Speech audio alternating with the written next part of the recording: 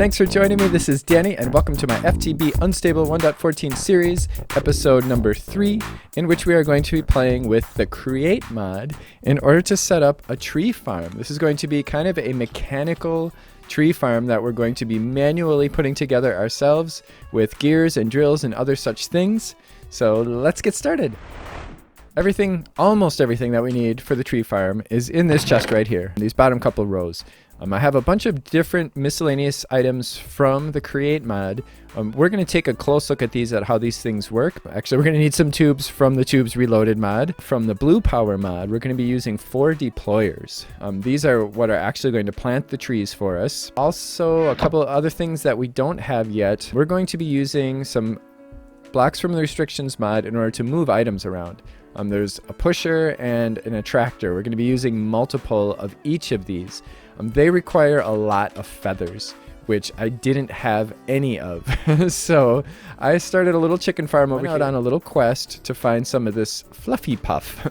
Fluffy Puff is something that we can use to make feathers. We can actually use it to make quite a few things, but when we harvest these, we're going to get this Fluffy Puff stuff, which we can use to make string, feathers, and this fluffy fabric. I got a whole row of this growing. Hopefully, by the time we're done with the rest of this build, we'll have enough feathers to do that. The mechanical machines of the Create mod are all powered by rotational energy.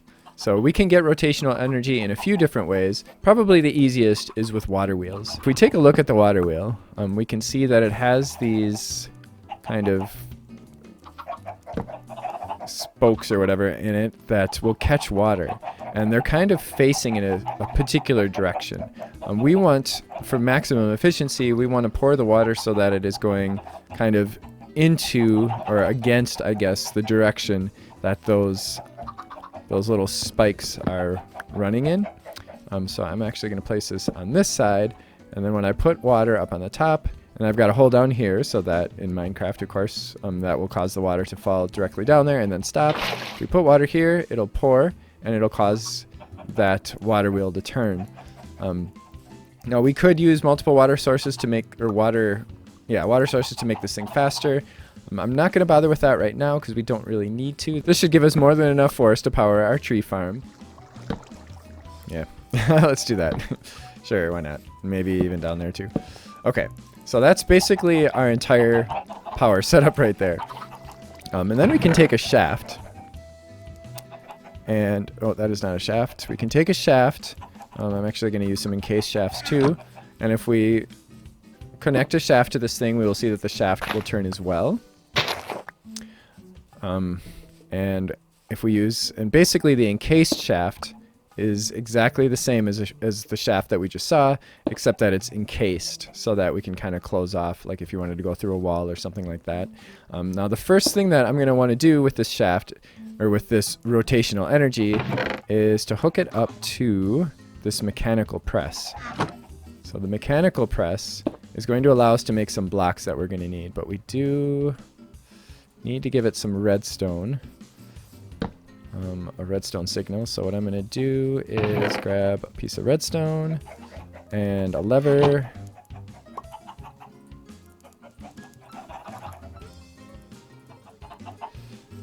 And we'll just put a piece of redstone there and a lever.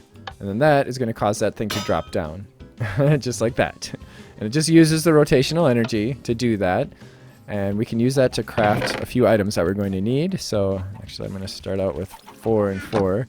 But if we throw some iron down there and some gold and then do that, it's going to smash it up into these iron sheets.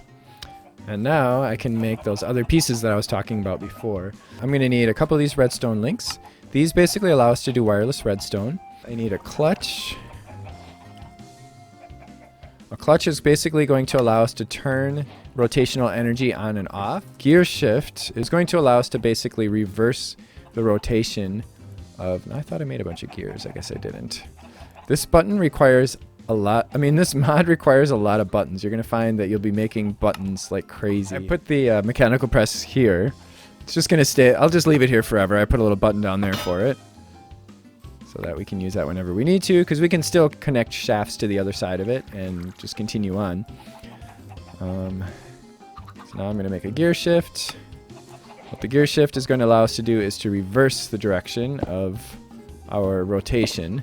It has to reverse direction. So you can see that this thing is now going counterclockwise, where when it's not getting a redstone signal, it's going clockwise, which is the same as that. And also we can hook up a shaft to this side as well. So we could just leave that there all by itself, and then just have everything else running out from this side. So what we're going to do is we are going to be running shafts up 12 blocks above the ground, and setting up the drills up there. So what I'm going to do is I'm going to use a gearbox. Now there's actually two different types of gearboxes.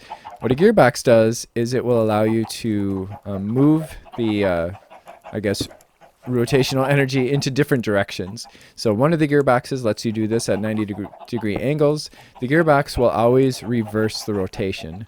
So you can see that one is rotating counterclockwise. This one is rotating clockwise. But we actually want to go up. So what we're going to do is we're going to take this gearbox and we're going to put it in a crafting grid, and that will change it to this type of gearbox, which is one that allows us to move between the horizontal and vertical planes. So we can bring this shaft up, and we're going to switch now to horizontal. Okay, so that's the height we're going to go with. Right here, I'm actually going to put the clutch, and this is just going to be a manual on and off. That still works, right? Yeah, okay. So we're just going to put a lever there that whenever we want to turn the tree farm off, we'll just do that, and it'll shut everything off. And then at the top, right there, where I ended my shaft, I'm going to be putting the gear shift, and this is going to be powered by redstone. Can I do this? I can't. I have to... Oh, boy. Oh, crap. I can't shift. Oh, no. How am I going to do this? There we go. I think that'll work. And then if I put another shaft on the other side of this... Oh, I turned it off. Darn it. Oh, wow. Okay, so it actually doesn't let you drop down there. That's good. Why does that hurt? Come on, man. All right, I'm going to turn that on. And then to switch the gear shift back and forth, we're going to use the redstone links. So the way these redstone links work is as follows. So basically, these things take 2 items each, or up to 2 items. And the item that you give it will determine its frequency. So for instance, if I put a spruce sapling in the first one and leave the second one empty, and then I do the same thing over here, these 2 will then be on the same frequency. So shift right click on it. When you see this little symbol on here, that means that it's a receiver, and this one is sending.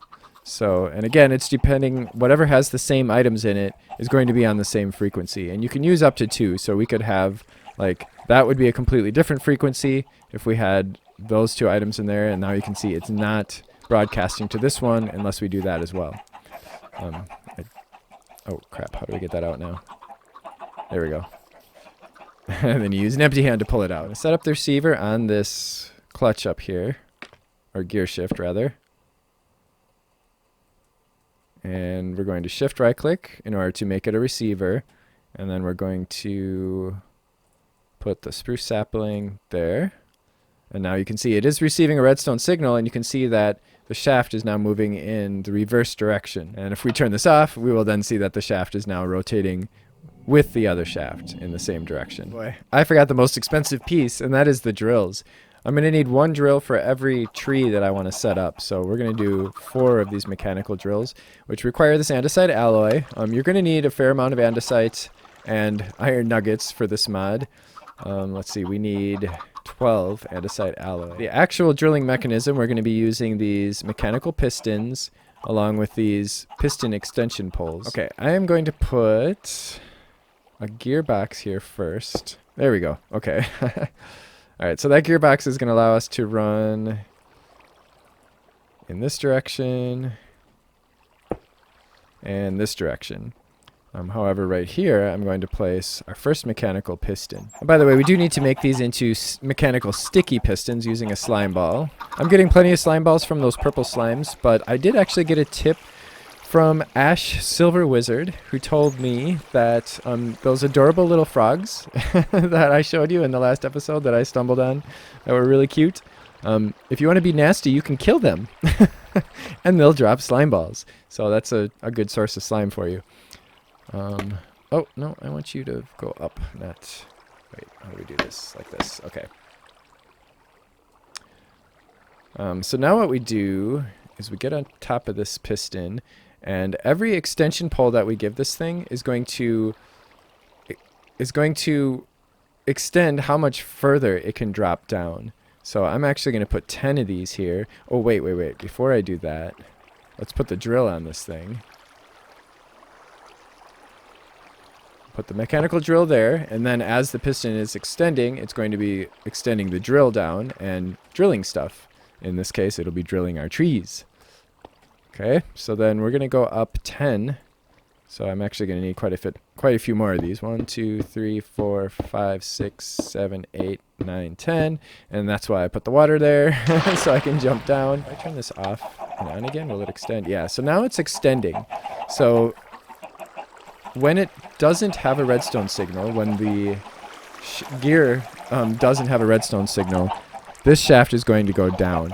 And it's all going to be dependent on the way you set yours up. So if we were to put another gearbox here and turn this thing the other way, then it would go up with the redstone signal and come down without one. Oh, okay, that is going further than we need it to, actually. Stops, it's actually going to become a solid block. Oh, wait a minute, though. What's going to happen? Okay, that just breaks the whole thing. So I guess that's fine. All right, I'm going to do this again. This time I'm only going to go up 9. So let's start setting up some redstone. So this is where the spruce tree is going to be planted. And what we're going to do is set up a redstone torch and a repeater. We'll have a repeater going. Let's see, how are we going to do this? It'll be that way. So we're going to have a repeater going into that block where the tree grows, and we'll have a redstone torch behind it, so that repeater will be powered. When the tree grows, the block that is the base of the tree will extend that redstone out to this. And then we can take that redstone signal and... Wait, let's just for demonstration purposes, if we do that, we can see that this redstone is now powered. We're going to do 2 things with that redstone signal. One, we're going to send power to the clutch up there. Or not the clutch, the gear shift. Let's grab this. We'll leave that there. And actually, we're going to go this way because our other tree is going to be over here. So the next tree is actually going to be 1, 2, 3, 4, 5, 6 blocks over. So I'm going to do the same thing here. And then we're going to have another tree. 1, 2, 3, 4, 5, and then 6. So we'll have one there. 2, 3, 4, 5, 6. One there. So we'll be running redstone from all these trees, and we'll just connect all the redstone signals. And I'm going to end up using repeaters so that if any one of these trees grows, it's going to carry a signal over to this spot, which actually is where we're going to have a NOT gate. I'm going to put a redstone torch here, and we're actually going to be doing a couple things with this, but one of those things. So that redstone signal is then going to get sent up there, which will cause this... should cause that to retract, but it's not. Why is it not?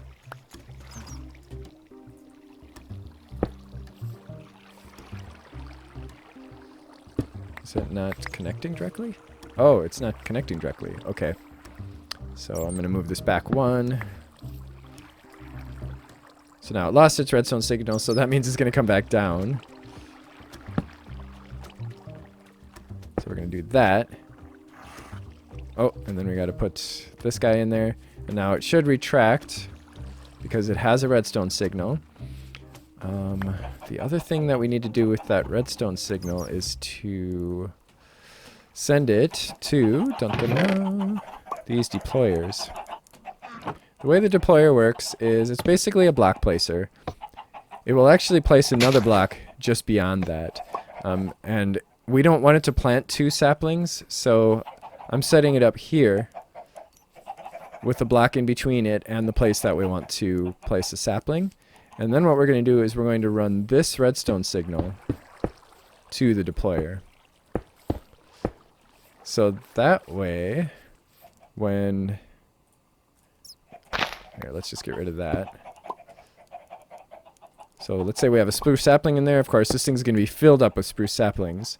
We are going, if we put a block there, we'll see that it's going to lose its redstone signal. The drill's going to come down and break that. We probably should make this a little faster. We can make this faster with gears. We'll take a look at how to do that later. But of course, this whole time it would be breaking blocks. It would be breaking the tree blocks. But it's going to break that. And then you see immediately it got planted again, because as soon as it broke that, this redstone signal went away, causing this NOT gate to, I guess, flip to the on state. What the... You guys again. Chaos Wisp. Chaos Wisps, okay. What do they drop? Chaos Wisp Essence, okay. Whoa, what? Oh, there's another one. What the freak? You're causing me to destroy my garden here. Now that that root interruption is done, let's just do a actual test. So this tree farm is going to work with spruce trees or any trees that grow straight. It may not work necessarily with oak trees. Like you could bring it down just to make sure to, well, at least to reduce the chances that you're going to end up with big, huge oak trees like that. But there's always a small chance, and all it would take is for that to happen one time for it to ruin the whole farm. So I replicated it 4 times. I had to put a gearbox in the middle here too. We end up reversing the direction, so I have to reverse it back again in order to get these to do the same thing. Just to test, let's just cut off that redstone signal. All 4 of them should come down. Nice. And one nice thing is that they don't break saplings. So we need to speed this up. I'm definitely going to speed it up. We'll do that right after we watch this. So it goes all the way down. And then we put that redstone back, and then it should go all the way back up. Perfect. So basically I've replicated the same thing on all 4 places. I've got the redstone running into a NOT gate over here. So both sides are mostly symmetrical, except that this side has the little redstone link. I need about 100 feathers. I have 15. Hello, chickens. Let's take a look at how to speed this thing up. So if we have a large cogwheel, it spins at a particular speed, right? And just like in real life, if we were to set up a small... Whoops, no, not like that. Just like in real life, if we were to set up a small cogwheel next to it, that small cogwheel is going to turn faster than the large cogwheel, right? Actually, you know what? Let's move that up to there.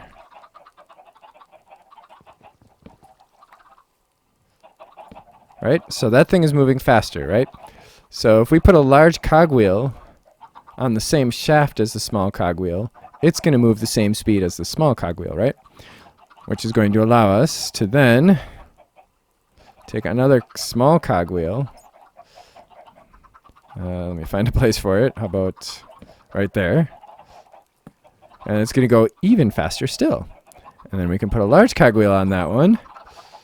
And just keep doing that. And we can do that up to about 10 times. If you do it more than 10 times, it's going to be too fast. And when you try to place it, it's just going to drop right away. And you're going to end up with a crazy, crazy, crazy fast cogwheel, which in the next episode, we're going to be able to see how we can use those crazy, crazy fast cogwheels to do some ore processing and other things in bulk quantities incredibly fast. There we go. Now it's much faster. Look at that.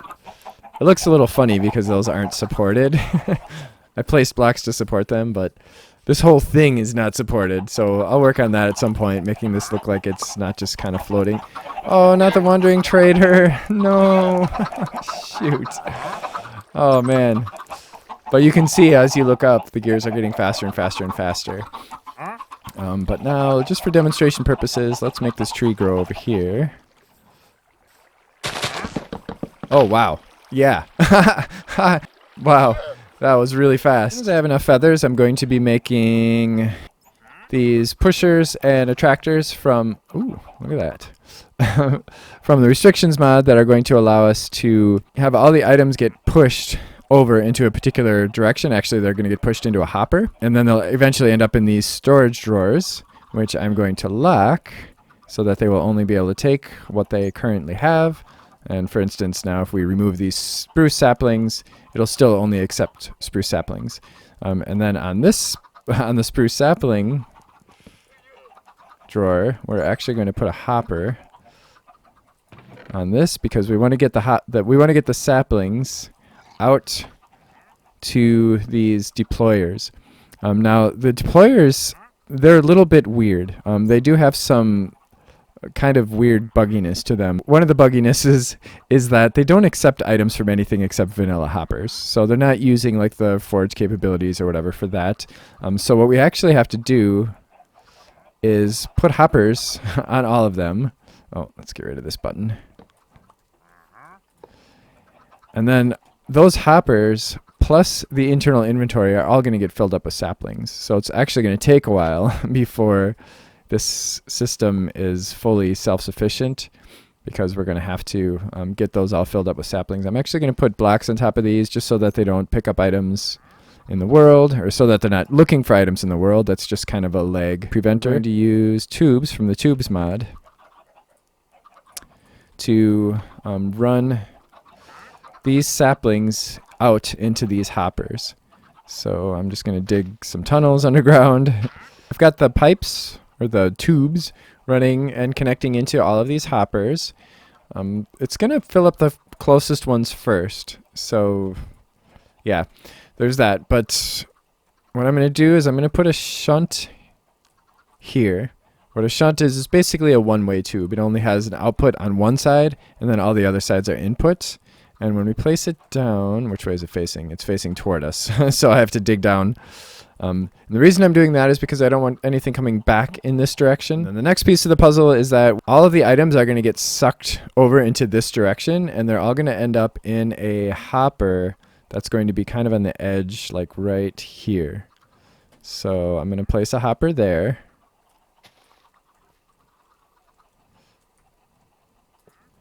And then we're going to have tubes going from that hopper into these storage drawers, into the back.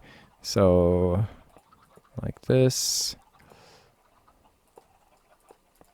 Basically like that. And I don't have the materials to make a drawer controller yet, so we're just going to insert into each drawer individually, and then we'll cover up whatever we can here. Oh, you know what? Actually, that hopper needs to be forward two blocks because we need room for the polar items. There we go. So I have 6 attractors, and what these attractors do is they will pull things based on the redstone signal. So whatever redstone signal you give this guy, it is going to pull items in that distance. So a full redstone signal is going to be a power of 15. So these things can pull from a maximum of 15 directions, and they will pull anything. So let's say we grab a sapling and we throw it in this stream. It's going to pull it toward the attractor. Now it's also going to pull players and everything else. So it is tough to work with these things because we're going to have a whole bunch of these things set up. But there is a workaround for that. If you put on these glass boots from the same mod, this is the restrictions mod, it is going to make you immune to the pull of the things. So I'm going to set these up here so that they're kind of pulling from the center. And then I'm going to have one here and one there. And then I'm going to run a redstone signal all the way across. Is that going to affect anything else? No, it shouldn't. Now, the weakest redstone signal is going to be a 12 here, but I think that'll still be far enough. 1, 2, 3, 4, 5, 6, 7, 8, 10, 11, 12. It's not far enough. Oh, boy.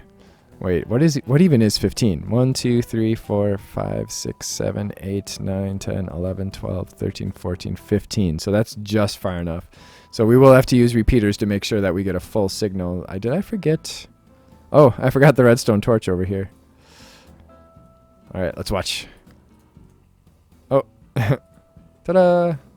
Nice. Then we're going to use the pushers to push the items into the center. So, and they will push through blocks. They won't push items through blocks, but they'll push, if there's like an item here, it'll push it this way. We are going to have a problem with blocks getting, or with items getting stuck over here though. We're going to have to come up with a way to deal with that. This is mostly ready. So if we throw a spruce log here, it's going to find its way into that hopper over there. As we can see, we've got these guys pushing, and it's the redstone signal is, I have it running back there so that it's not going in too far, but it's anywhere from, whoa, okay. Boy, that sure makes me lag. But all the logs are easily ending up back here. The only issue at this point is that there's a few empty spots, like this area here and like all the corners. So like if saplings drop in those corners, they're not going to make it. The other issue that we have is that sometimes things get hung up. Ah, no! Oh, you... All right, well, I'm going to clean this up, and then after I'm done cleaning it up, I'll add a few more pushers. Alright, this is complete. I finally got all the feathers I needed. The most expensive part of this whole thing was the pushers and attractors. Those were very expensive. I actually made myself a torcherino so that these guys would grow much faster. If you're not familiar with a torcherino, it's basically a torch-like thing that speeds up ticks, and it's pretty cheap considering what it does. It's a very powerful thing. So I'm going to put this in the middle here to speed up the growth of these trees, and it's configurable. So check this out. I can click I can right-click it, and I can crank the speed up to 400%, and then I can set the range. Now this is a 7x7. It's going to be the entire box. So we want to go up to 7, and it's all odd numbers, of course, because it includes the center one. In the X and Z ranges, we don't have to change the Y, so that is going to include, well, a 7x7 would be 3 blocks in each direction outside of the torch, so 1, 2, 3, 1, 2, 3, that should catch all 4 of these saplings. So the tree farm should grow faster now. We've already actually gotten quite a bit of stuff from it. Just in the time that I've been screwing around with the attractors and pushers, we've gotten over 2 stacks. Oh, and we just got another tree. 2 trees. Ha, look at that. 2 trees grew. And as you can see, everything is making its way back now. So just for testing, I do get some lag though with this tree farm. Like whenever a tree grows and gets knocked down and stuff, there is a certain amount of lag. Like you can see, I'm stuttering a little bit now as those leaves are decaying. But no matter where I throw something right now, it's going to make its way over there. So I've got 2 attractors on each side that are pushing things this way. I've changed these to slabs so that items can go underneath them if they have to. So like if an item ends up over there. Oh. It's a power of 5. Oh man, that wasn't happening to me before. Oh, you know why? Because we need another attractor here. Okay, so I'm running into a little bug with the attractors where sometimes, not always, but sometimes when you break them, they don't drop. So I'm not sure what that's about, but there's actually supposed to be another one. There's actually supposed to be another one right there. And we're going to carry this redstone over. Now this redstone over here, I'm just grabbing from that torch. So as long as it's not breaking down a tree, this thing's going to get a power 6 and 5, which is just enough to get it out in there. Is that... Oh man, the lag is really bad. It's interesting because I did this in a test world and I wasn't getting this kind of lag with that. I don't know what's going on here. So let's see, this one. Yeah, so we want the pushers going all the way from now that we have that open, we can put pushers here. And as you can see, once I give this thing redstone, those sticks will will go away. Cool. And now the problem where it would get hung up on the repeater is no longer a problem. So as you can see, it just goes around it because it gets pushed by those. And of course, redstone and redstone torches don't have a hitbox. They don't have a blocking hitbox, so that's not going to be a problem. So if a leaf falls here, it's still going to make its way.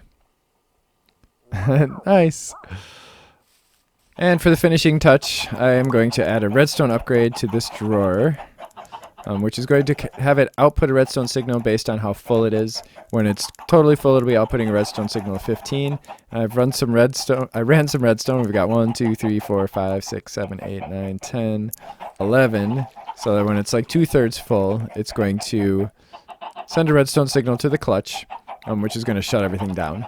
I'm going to make this more compact in the future after I've been to the nether and have some materials I need to do some better redstone circuitry. But this is what we're going to have to settle with for the time. Whoa! We must have got a tree that legged me. But this is what we're going to settle with for the time being. Also, I'm going to put void upgrades on both of these drawers because if they get full, I don't care. It could just void the rest of the stuff. And of course, they will get full eventually. But I do need obsidian for those, and I actually have not gotten any obsidian yet, so that's something I'll probably do between now and the next episode. But other than that, this is a complete build. Everything is working beautifully. It is completely hands-off. I will never have to touch this again.